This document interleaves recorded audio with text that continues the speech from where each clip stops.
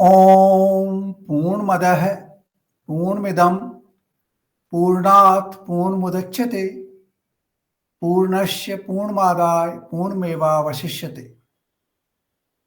So welcome to our Saturday morning session. We will continue on our journey of Bhagavad Gita, chapter 9, verses 26 onwards. Now in verse number 25, last time, we saw that if we set our target higher, then we will have our achievements higher.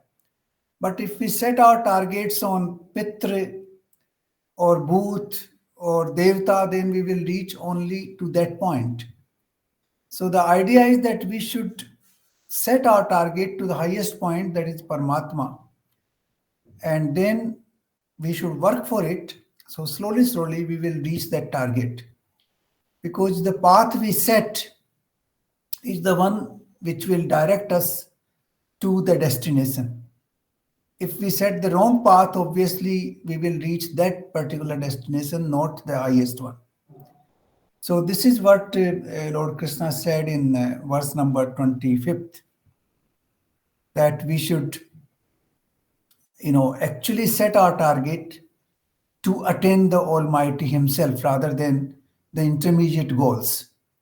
But a lot of people, do that. We know a lot of people who do prayer for different divinities, devtas, with a particular objective. So their objective is fulfilled. For example, somebody worships Lakshmi and he wants a lot of wealth and money, so he gets it. So the objective is fulfilled, but then you remain in the world. You cannot get out of the world. If you want to get out of the world, then you have to set your target to Paramatma, then we will get out of the cycle of birth and rebirth. Now verse number 26, 27 and 28. They have to be seen together. These three verses, they proceed in a systematic way. So we will take one by one. Verse 26. जो कोई भक्त मेरे लिए प्रेम से पत्र पुष्प फल जल आदि समर्पण करता है, उस शुद्ध बुद्धि निष्काम प्रेमी भक्त का प्रेम पूर्वक अर्पण किया हुआ वह पत्र पुष्पादि में सगुण रूप से प्रकट होकर प्रीति सहित खाता हूं. I'll take the two verses also so that we can understand them in a better way.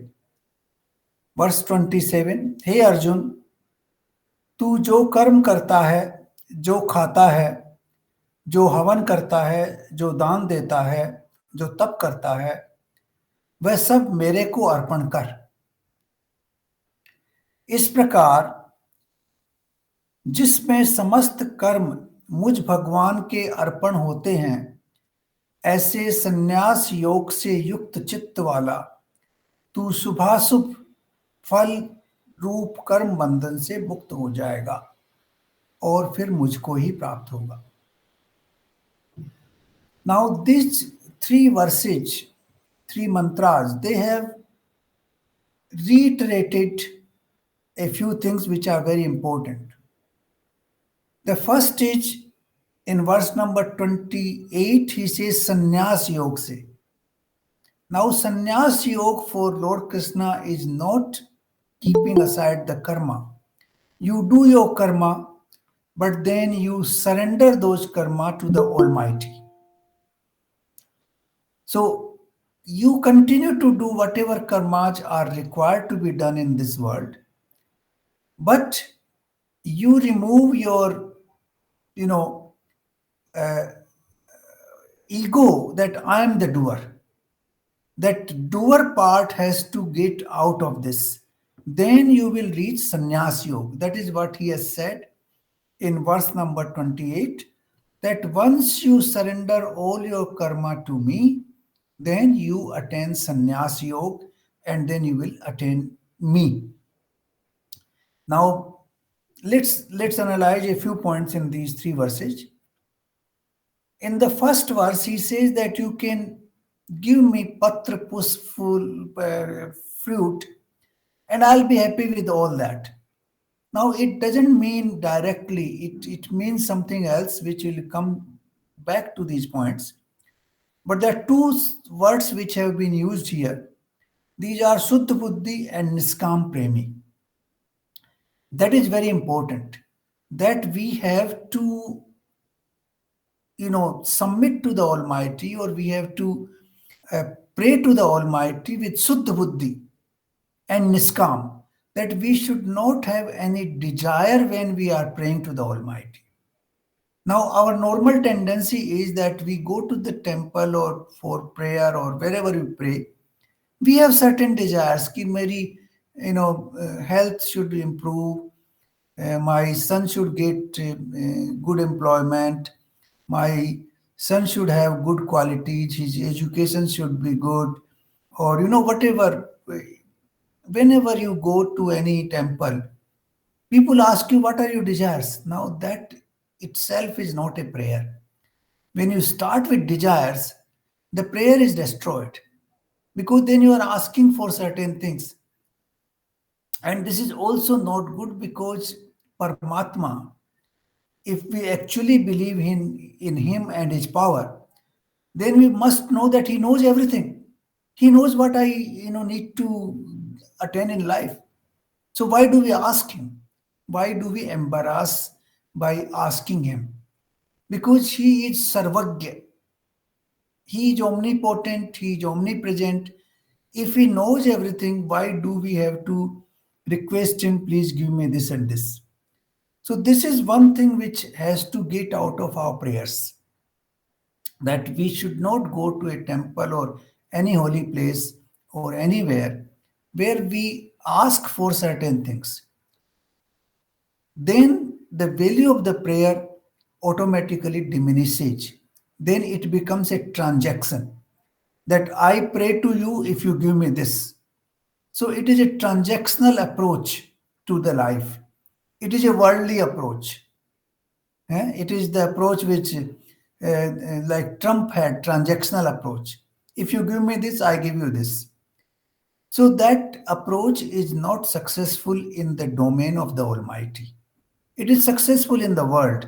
You always negotiate. Okay, you give me this, I give you this. So that approach is a transactional approach which is good in the world, but not good in the court of the Almighty. So that is what he says here.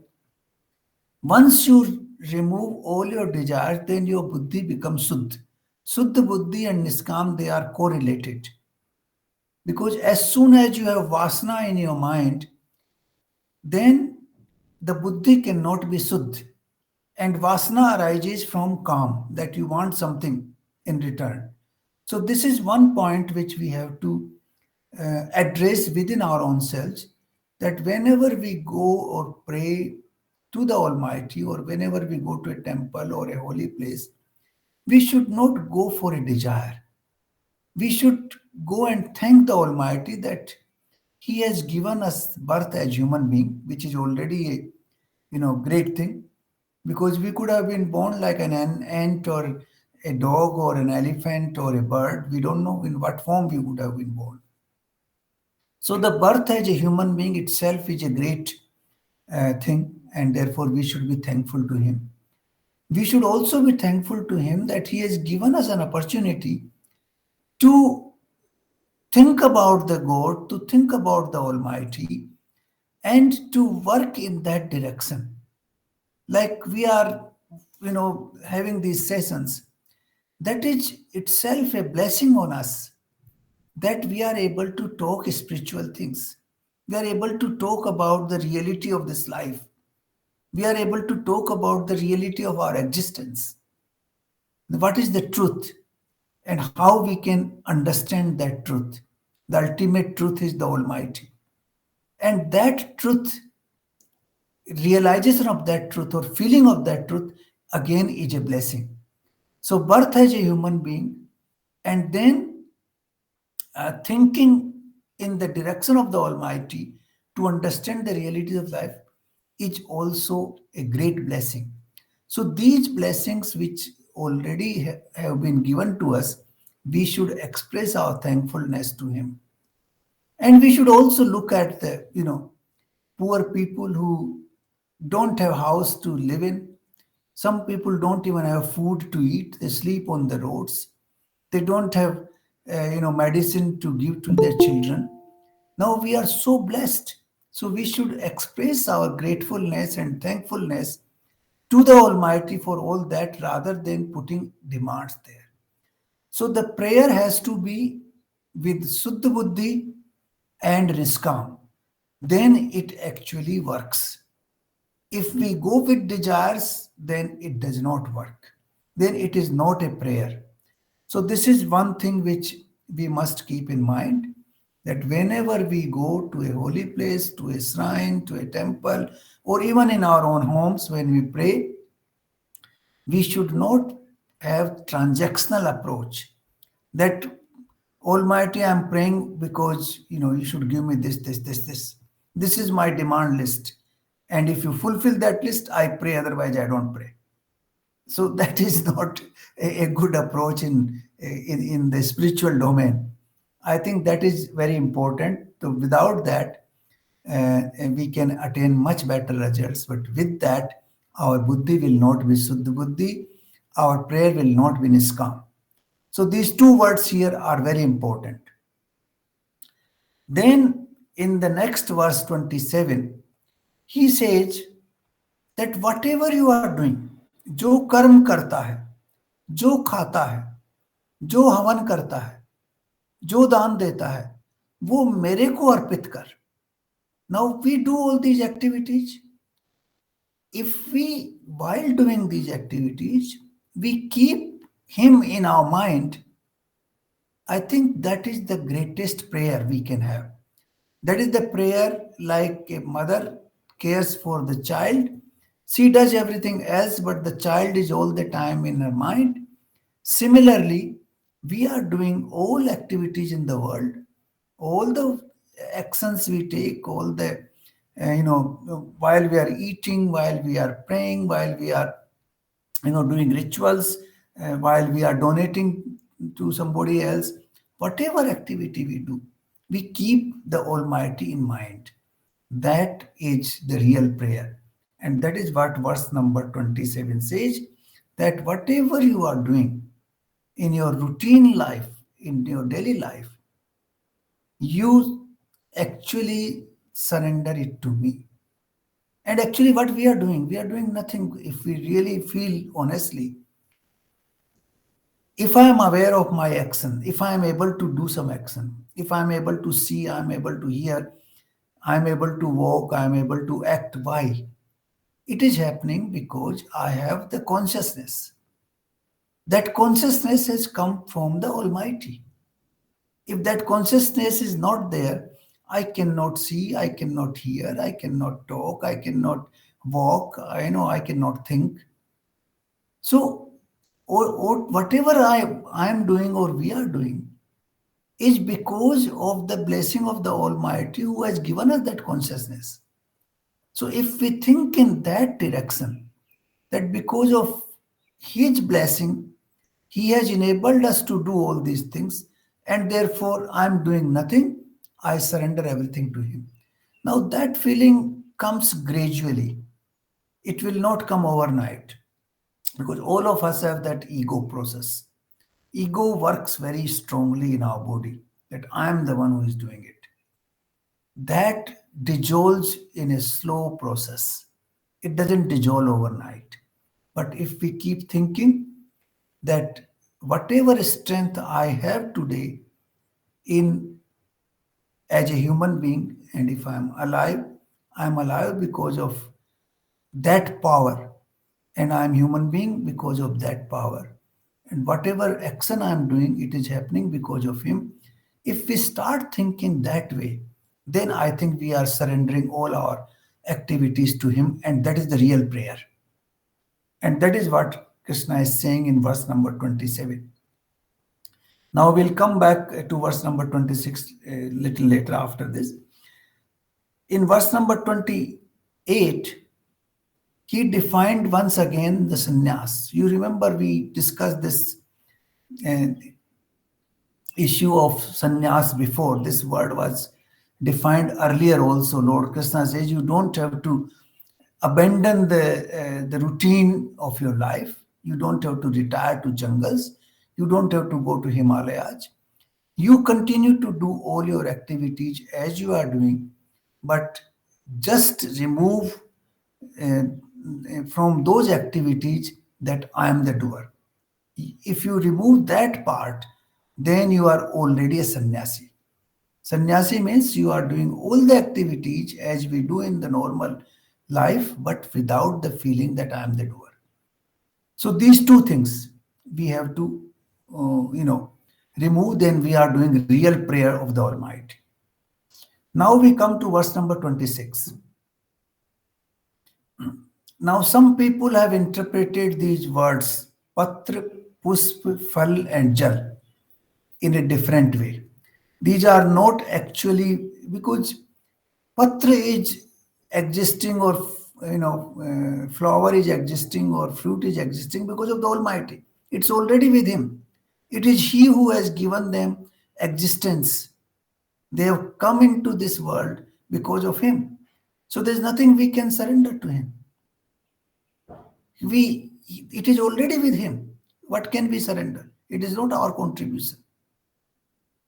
So here some people believe that this is a different, these are the four stages of human development. This will also come in subsequent phrases, and I'll explain them in greater detail slowly. When you plant a tree, you put a seed and then you put water first. You prepare the soil, put the seed, put water, then slowly the seed dissolves, and what comes are two leaves come out, and then it becomes slowly it grows, it becomes into a tree or a plant, and then flowers come, and at the end the fruit comes. So these are the stages of development. The water is the lowest, or the first stage, not the lowest, first stage. And then comes the stage of patra, that is leaves, and then comes the stage of flower, and then comes the stage of fruit. Fruit is the stage when the plant is fully ripe, fully, you know. So what here he's saying is that in whatever stage of development we are, we human beings are also in different stages of development. Some people are in the initial stage, some higher stage, some further higher stage. We all know that, we have worked in various organizations. And we have seen people working as messengers, people working as clerks, people working as assistant managers, and then board members. You see, their level of development is different.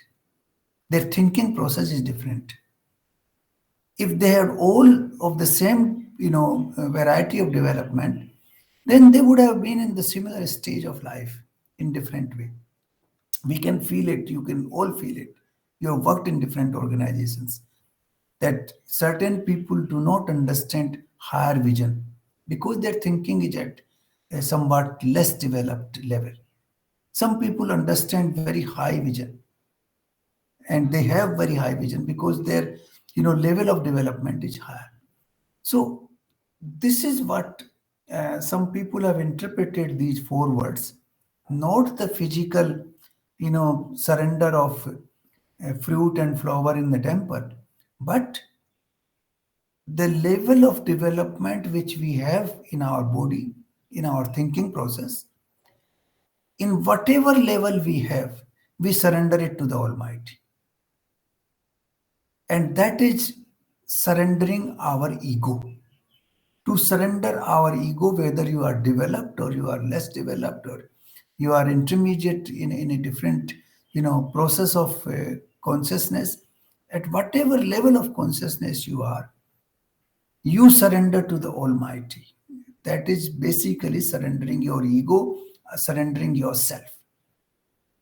So this is what I also believe is the correct interpretation, because Uh, Lord Krishna wouldn't say that you give me the leaves and the fruit and the flowers, because he is the one who has given existence to all of them. So there's nothing which we need to surrender those kind of things to him in a temple. We need to surrender our ego, and that is very important. In whatever stage of development that ego is, we should surrender that. So these three verses are basically the verses. Two things here. One is that we surrender ourselves to the Almighty.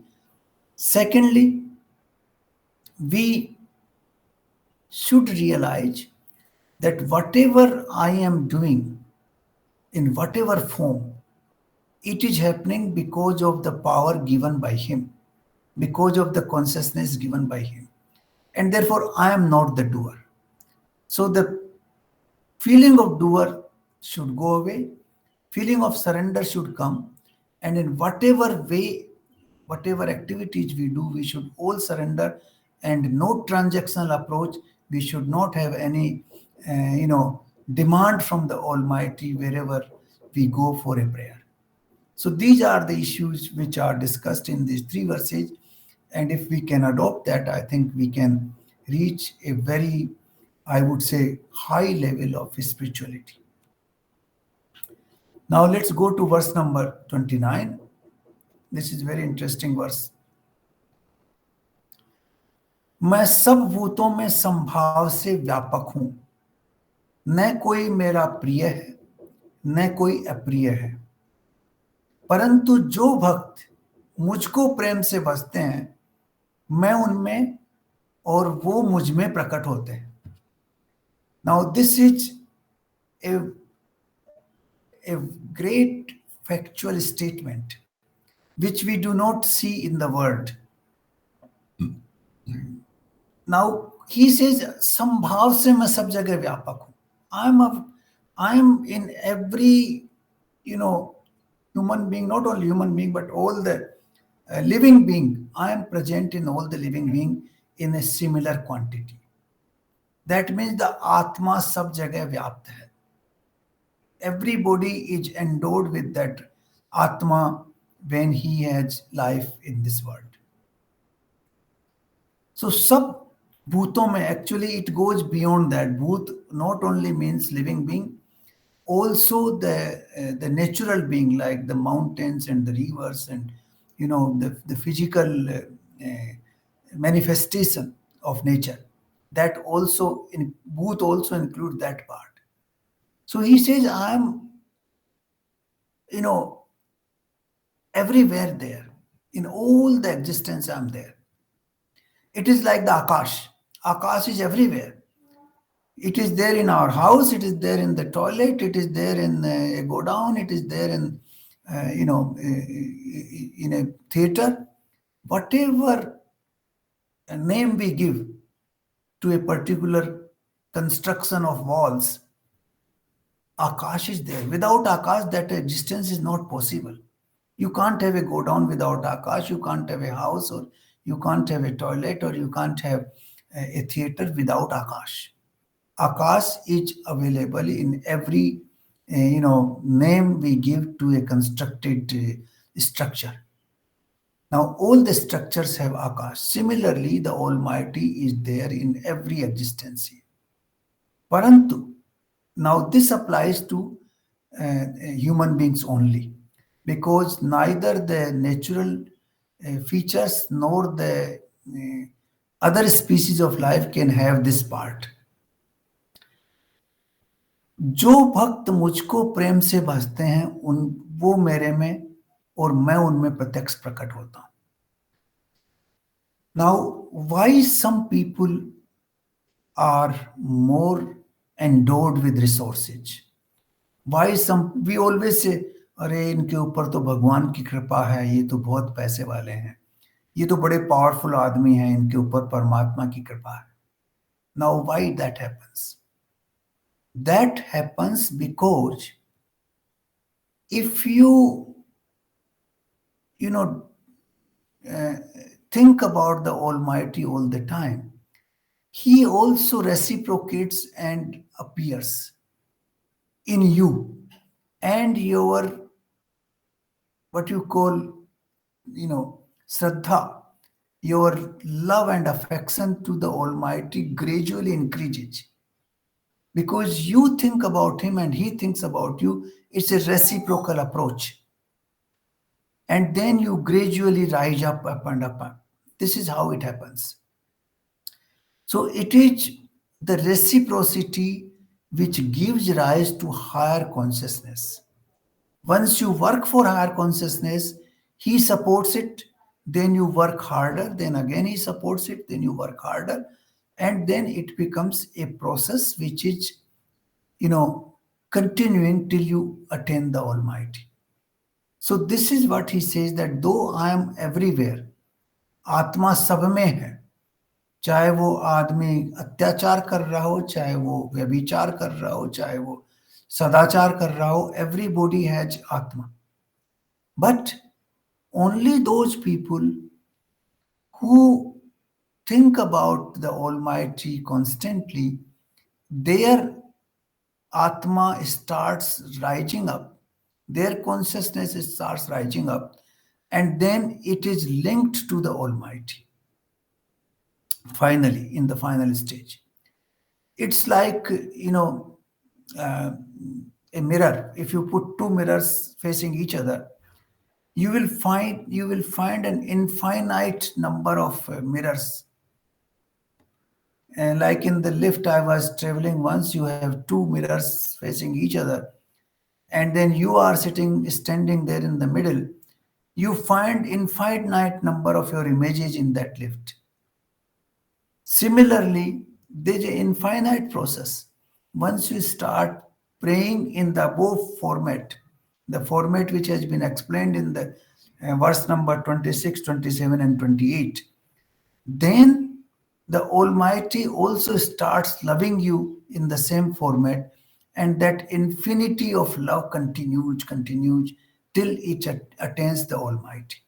So, this is what he's saying in this verse, that though I am existing everywhere, you can see the result of my existence only when you start praying to me in the format which has been discussed in the previous three verses. And then it grows and grows. So this is very important in terms of practical outcome of our life, how we should pray to the Almighty, and in what manner it will give us the visible results. Now he explains it further. यदि कोई अतिशय दुराचारी भी अनन्य भाव से भक्त होकर मेरे को भजता है, तो उसको साधु ही मानने योग्य है, क्योंकि क्योंकि दिस इज वेरी इंपॉर्टेंट, वह यथार्थ निश्चय वाला है, अर्थात उसने भली भांति निश्चय कर लिया है कि परमात्मा के स्मरण के अलावा और कुछ भी नहीं है. Now a person who is durachari, who is doing all the wrong actions in the world, even if he directs his energy, he becomes a person with firm determination and directs his energy to the Almighty, even he can attain the Almighty. So here there are two, three things which are important. One is that a person who is sadachari is not as important. Sadachar and durachar is not as important as the sankalp, as nischay, that is the firm determination. Why do we behave in a ethical, or say ethical manner? Why? There are two, three factors. One, we behave because we fear the law, that I'll be caught, I'll be imprisoned. That is one big fear. The second fear is the social fear, that people will talk, what will they say to me? That this fellow has stolen somebody's purse, or this fellow is telling lies. So the society will think differently. So these two fears, there may be some other fears also. There may be fear of his own self also. He might feeling, something wrong within himself, discomfort in himself. So these fears propel us to behave in ethical manner. There's another way in which you can behave ethically. That is your own determination that I have to behave in a truthful manner, whatever may be the consequences. Now, that second part in which you decide, you are not conducting yourself because of the fears, but you have taken a decision on your own that I will be behaving in a very honest and upright manner all the time, irrespective of the consequences. Now, that is a positive thinking. The others are negative thinking, others are under fear. So, here, Yatharth Nischay means that you have taken a positive decision, firm decision, that I will now onwards dedicate myself to the Almighty. Though in the past I have done all the wrong things, doesn't matter, but in the future I will do this. And it should not be out of fear, it should not be out of fear of law or fear of society or discomfort of your own, but it should be a positive decision. Now, that positive decision is far more important than the good conduct under fear. This is what he wants to say here. You might be doing very good conduct under fear, but that is not important. What is more important is a positive decision on your part to say that, yes, I will do like this, irrespective of the consequences. That is what he says, Yatharth Nischay Wala. That you, once you have taken that positive decision, then you become sadhu, then you become a person of good conduct automatically. Then you don't have to worry about your conduct. Once you have taken that positive decision, that is what he says, usko sadhu hi manna chahiye. So the firm decision, firm determination, and a positive decision within one's own self is more important than a good conduct coming out of fear. So this is what verse number 30 says, and this is very, very important. I think most of us, you would realize, most of us behave in a good manner because of the social constraints, because of the legal constraints, because of certain other constraints. But given the chance, some of us might go and steal things, some of might go and tell lies. It is quite possible. It is not coming out of determination. If it comes out of determination, then you will never do that thing. You will never tell a lie. You will never behave in a dishonest manner. That's not possible. So positive determination is far, far more important than behaving in a good manner under constraints. So this is what he wants to say here. And that is why he is giving very high importance to what we call yatharth nischay wala hona chahiye. Then he only, the person can be called a good spiritual person. Now next verse 31, वह शीघ्र ही धर्मात्मा हो जाता है और सदा रहने वाली परम शांति को प्राप्त होता है। हे अर्जुन, तू निश्चय जान, निश्चय पूर्वक जान कि मेरा भक्त कभी नष्ट नहीं होता. Now this is further explanation of the same thing, because once you have taken a positive decision, firm decision in yourself to dedicate your life to the Almighty, to do only things which are good for the humanity, then obviously you will attain him. If you continue on that path, quite soon you will reach him and you will attain total peace of mind. Nobody will be able to disturb your peace of mind. But if you continue to conduct yourself under fear, then the peace of mind will always be getting disturbed, and whenever you try, you get a chance, you will try to behave in unworthy fashion. So this is what he is explaining here. These are all very practical, realities of our life, the truths of our life, of our human conduct. Now, verse number 32. Hey Arjun, स्त्री वैश्य शूद्र तथा पाप योनि चंडाल और कोई भी हो, वो मेरे शरण आके तो परम गति को ही प्राप्त होते हैं. Then next one will take these two together. फिर इसमें कहना ही क्या, जो पुण्यशील ब्राह्मण और राजऋषि भक्तजन मेरी शरण होकर परम गति को ही प्राप्त होंगे.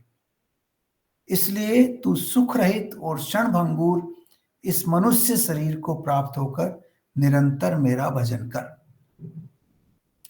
Now this particular verse 32 has invited some criticism by some people, but this is because of misunderstanding.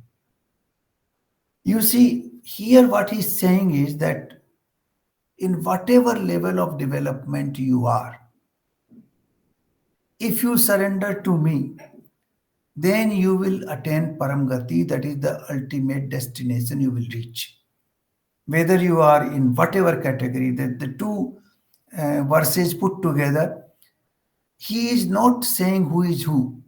He is simply saying whether you are male or female, whether you are Vaishya, Sudra, Brahman or Kshatriya.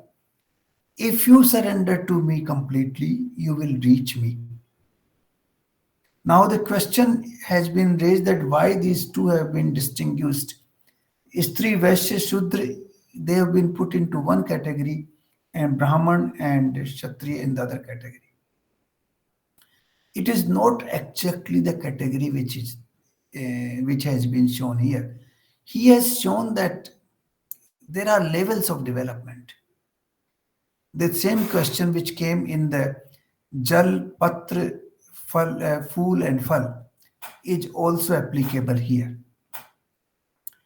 You see, some of our scriptures say that we are all born as Shudra, and then slowly we rise to the category of Vaishya, and then Kshatriya, and then Brahman, with the development of our consciousness.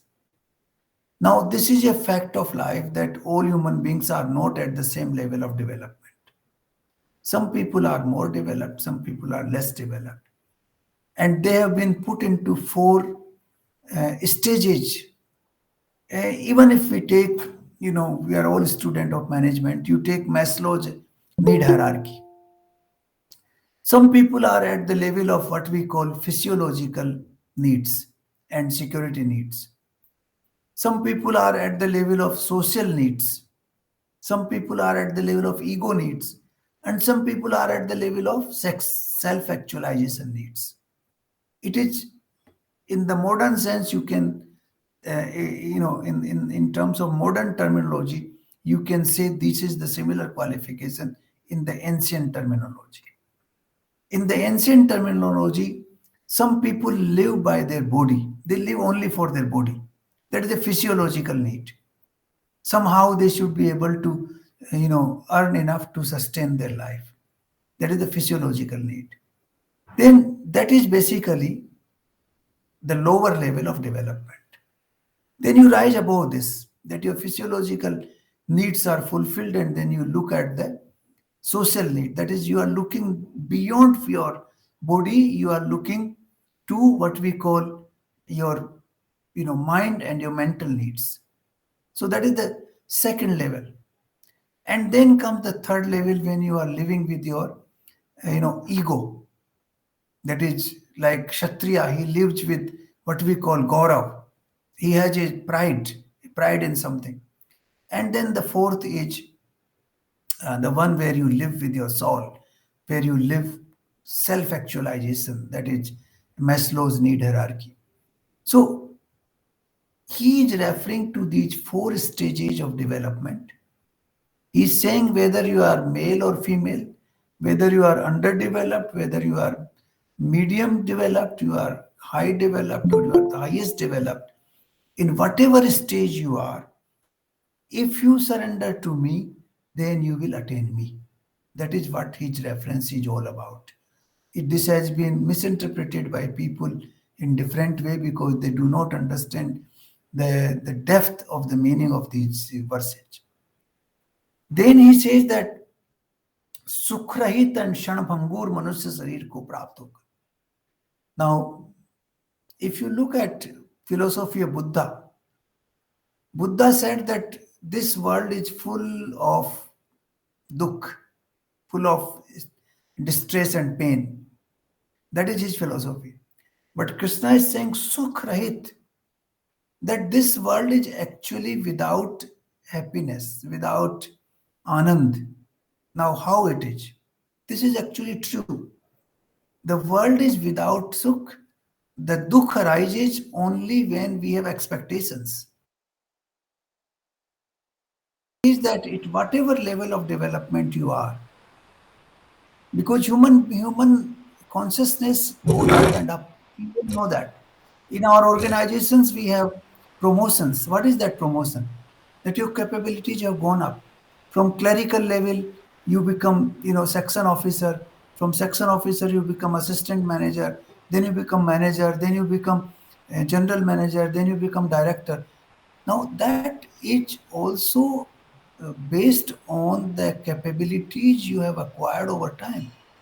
Similarly, human being also evolves with time. The consciousness evolves. And that evolved consciousness, wherever in whatever form it is, this consciousness, if you surrender to him, this is exactly the same, the four levels, that is water, the leaves, a flower, a fruit, which he referred in one of the earlier verses. It is the same four levels of consciousness which you can surrender to him and you will attain him irrespective of where you are in the level of development. So this is what he has said here.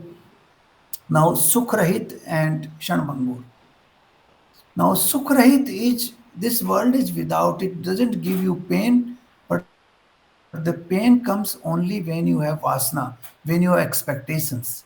That okay, my son will, give me these kind of comforts, and he doesn't give you, you feel distressed.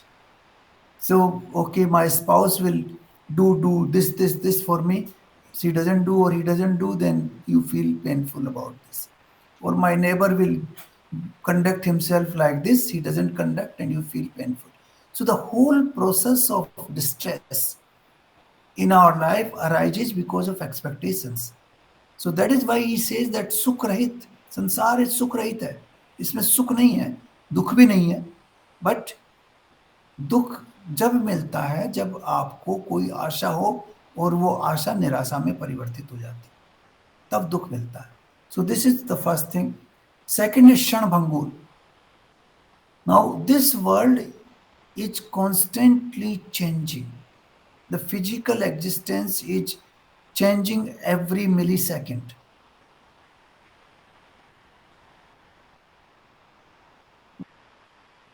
Every millisecond, thousands of cells are disappearing, new cells are appearing in our body. Similarly, you see the outside world, every millisecond it's constantly changing. So the second distress arises when we are looking for eternal peace or eternal happiness in this world. In this world, you cannot have it because it is Shanbhangur, it is existing for a little while, then it depreciates, then changes, then again changes. It's like a flow of a river, constant flow is happening in this world. So you cannot find eternal, stable, peaceful existence in this world because the very nature of this world does not provide you that. And that is another reason we get distress. So this is what he's saying, that you cannot find eternal peace in this world. You cannot find eternal happiness in this world because this is not the nature of this world. The physical Existence does not have these qualities. It cannot offer you those two comforts. The perpetual happiness is not possible. And that is why he's saying that इस सुख रहित और क्षणभंगुर संसार में, if you surrender it to myself, because I am the eternal existence and I am the eternal happiness. So if you surrender it to me, then you will attain eternal happiness. So this is what, for eternal happiness, we have to look for eternal happiness, and that is only in the Almighty, not in the manifest existence which we see. So that is very important. These two verses here. Then the last verse, मुझ में मन वाला हो, मेरा भक्त बन, मेरा पूजन करने वाला हो, मुझको प्रणाम कर, इस प्रकार आत्मा को मुझ में नियुक्त करके मेरे परायण होके मुझको प्राप्त होगा, मेरे परायण होके. These verses from 26 down to 34, they are basically the verses which are telling you that you surrender completely to the Almighty. You have to dissolve your own existence and your own ego. Then only you can attain Him, and you can attain, what you call perpetual peace in your life. Like a, a seed can become a tree only when it dissolves its own existence. A seed will always remain seed if it doesn't agree to dissolve its existence. You put the seed in the earth, it dissolves its own existence, but then it grows into a wonderful tree which gives flowers and leaves and fruits and everything else. But so long as it is not dissolving itself, it cannot grow into a tree. The same is true with the human being. If we do not want to dissolve ourselves means our ego and that I am the doer, those two feelings, till then we cannot grow into a Vatvraks. We can become a banyan tree only when we are ready to dissolve our own ego, if we are ready to dissolve the feeling that I am the doer. So that is what he is saying in all these verses, and that is what he was telling to Arjun, that you are not the doer, you are not fighting the war. Don't consider that the war is, you are the one who will win the war. You dissolve yourself and you surrender to the Almighty and continue to do your duties in this world which are designed for you. This is what he is saying here, and this is the what you call the highest truth of our existence, and that is why this chapter of Bhagavad Gita is called Raj Vidya Raj Gui Yog. That is the supreme, uh, learning, supreme wisdom, and supreme secrets of life have been explained in this chapter. So, this chapter 9 is very, very important. It gives you, I would say, the fundamental wisdom of our existence, and also how we can uh, attain the Almighty, how we can have unity with the Almighty, how we can attain perpetual peace in our life, how we can attain, what we call Anand in our life, or Satchit Anand, how we can become Brahma in this very world, if that is possible. Aham Brahmasmi Tattvamasi is possible only by following this chapter, and particularly from verse 26 to 34, where